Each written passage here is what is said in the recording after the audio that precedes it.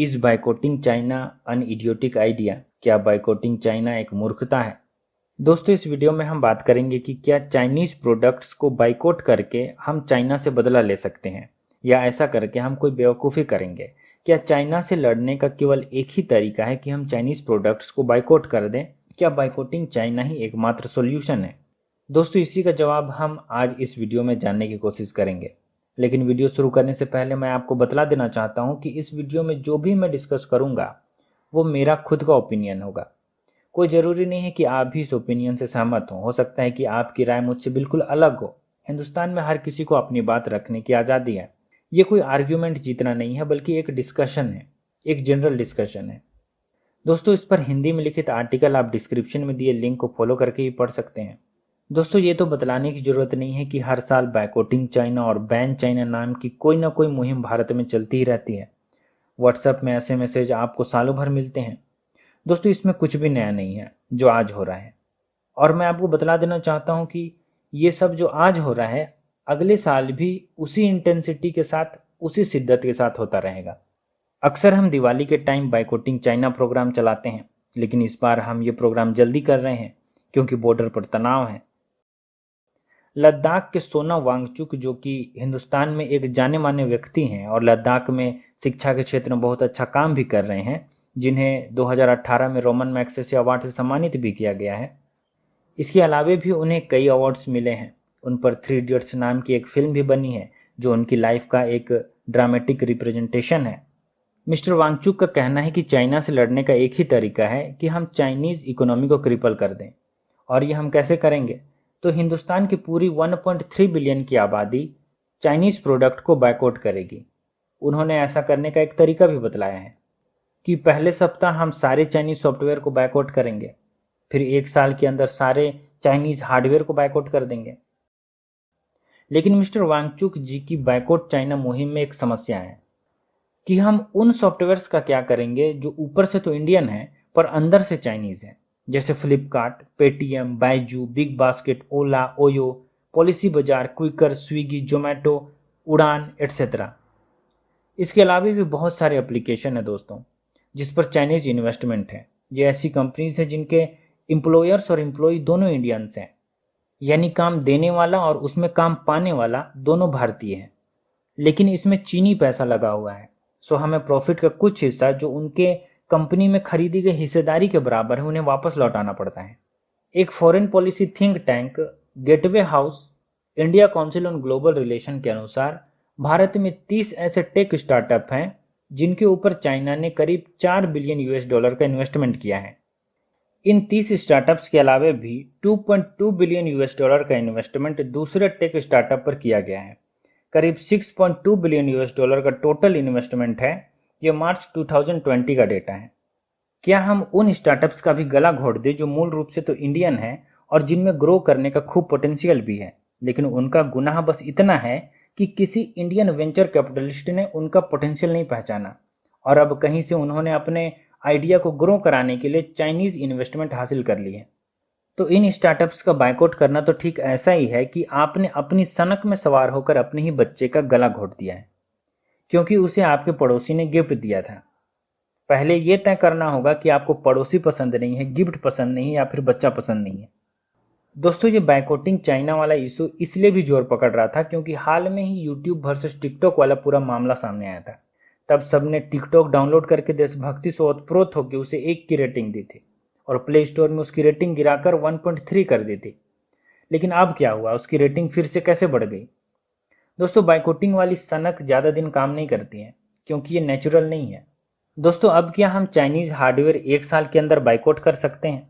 तो दोस्तों, इसका जवाब हमें तब मिलेगा जब हम खुद से ये सवाल करेंगे कि क्या चाइना ने भी boycott America, boycott Japan, boycott Korea करके खुद को साल भर के अंदर दुनिया का मैन्युफैक्चरिंग हब बना लिया था? क्या ऐसा है? ऐसा नहीं है ना?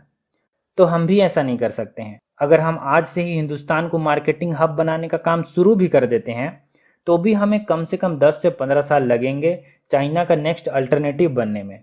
रिप्लेस करने की बात तो अभी बहुत दूर की है।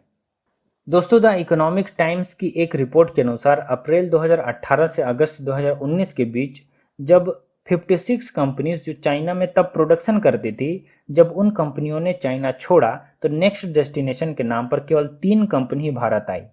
बाकी वियतनाम, ताइवान और थाईलैंड चली गई।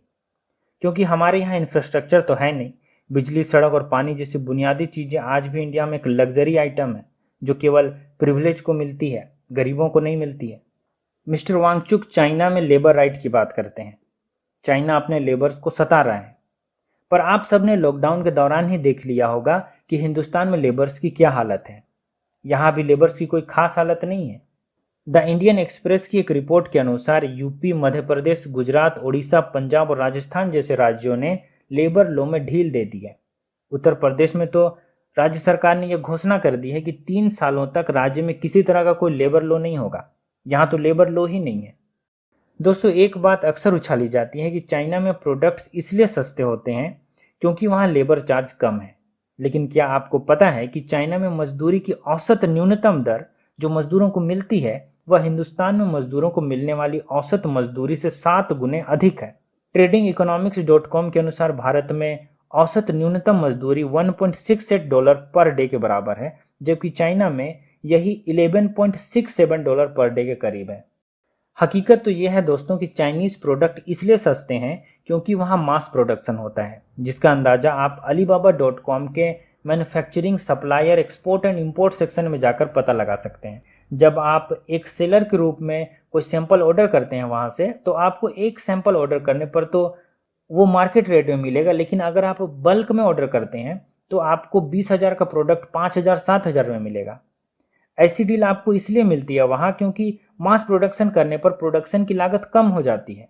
दोस्तों, अब अगर हम मान लें कि इन सब के बावजूद इंडिया ने सारे चाइनीज प्रोडक्ट्स पर बैन लगा दिया, इंपोर्ट ही रोक दिया, तो क्या होगा? तो दोस्तों, यकीन मानिए हाल नोटबंदी वाला हो जाएगा। आपने अचानक सारे नोट बंद कर दिए, लेकिन नए नोट छापे ही नहीं, और जब छापा भी तो एटीएम मशीन को नए नोटों के हिसाब से कैलिब्रेट नहीं किया।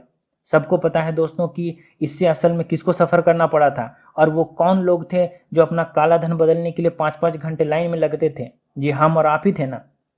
दोस्तों, अगर हम खुद की मैन्युफैक्चरिंग इंडस्ट्री को डेवलप किए बिना ऐसा कुछ करते हैं तो इससे नुकसान हमें ही होगा, भुगतेंगे हम ही। चलिए अब हम एक दूसरे सिनारियो को देखते हैं।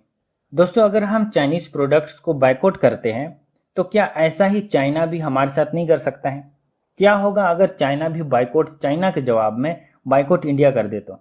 दोस्तों, भारत सरकार के एम्बेसी ऑफ इंडिया के अनुसार भारत ने 2019 में चाइना को करीब 16.32 बिलियन US डॉलर के बराबर एक्सपोर्ट किया था, चीजें बेची थी। चाइना इंडिया का सबसे बड़ा ट्रेडिंग पार्टनर है। भारत ने 2019 में जितनी चीजें चाइना को एक्सपोर्ट की वो भारत के टोटल एक्सपोर्ट का करीब 4.9% थी। इसका मतलब है कि अगर चाइना भी भारत पर एक्सपोर्ट बैन लगा देता है तो हमारी इकोनॉमी पर इसका बहुत बुरा प्रभाव पड़ेगा। कई इंडस्ट्री जो चाइना को कॉटन, बुने हुए कपड़े, organic chemicals, natural pearls, precious stone and metals और एक्वेटिक प्रोडक्ट्स बेचती थी, तबाह हो जाएंगी। दूसरी तरफ चाइना हमें करीब 68 बिलियन US डॉलर के बराबर चीजें बेचता है। यहाँ पर दोस्तों हमारा ट्रेड इम्बैलेंस करीब 51.68 बिलियन डॉलर के बराबर है। अब आप सोचेंगे कि हमारा ट्रेड इम्बैलेंस 51.68 बिलियन डॉलर के बराबर है तो अच्छा ही होगा कि हम चाइना से ट्रेड ना करें। पर दोस्तों, बात इतनी सिंपल नहीं है। दोस्तों, हम चाइना से चीजें इसलिए खरीदते हैं क्योंकि वो चीजें हम खुद नहीं बनाते हैं और हमें वहां से चीजें खरीदने पर सस्ती पड़ती हैं। यही चीजें अगर हम अमेरिका या जापान से इंपोर्ट करेंगे तो हमारा ट्रेड इम्बैलेंस जो चाइना के साथ 51.68 बिलियन डॉलर के बराबर था, जापान और अमेरिका के साथ अगर हम वही चीजें खरीदेंगे तो कई गुने अधिक हो जाएगा। आप क्या चाहते हैं कि हम पेटीएम छोड़कर एलोन मस्क का पेपाल यूज करें? अमेरिकी झांसे में मत आइए दोस्तों। अगर चाइना बुरा है तो अमेरिका भी मौका परस्त है, ये जान लीजिए। अगर मान लिया जाए कि इन सब के बावजूद हमने चाइना पर ट्रेड बैन लगा दिया तो चाइना को उसके टोटल एक्सपोर्ट का करीब 2.7% ही नुकसान होगा। इसका मतलब है कि हम बाइकआउट चाइना करके जितना चाइनीज इकोनॉमी का नुकसान करेंगे उससे कहीं ज्यादा अपनी इकोनॉमी का नुकसान करेंगे, अपनी इकोनॉमी को क्रिपल करेंगे। दोस्तों, हम चाइना को बाइकआउट करने के बजाय एक दूसरी स्ट्रेटेजी अपना सकते हैं, एक दूसरी मुहिम चला सकते हैं जो ज़्यादा पॉजिटिव होगी। हम एक्सपोर्ट चाइना नाम की एक मुहिम चला सकते हैं।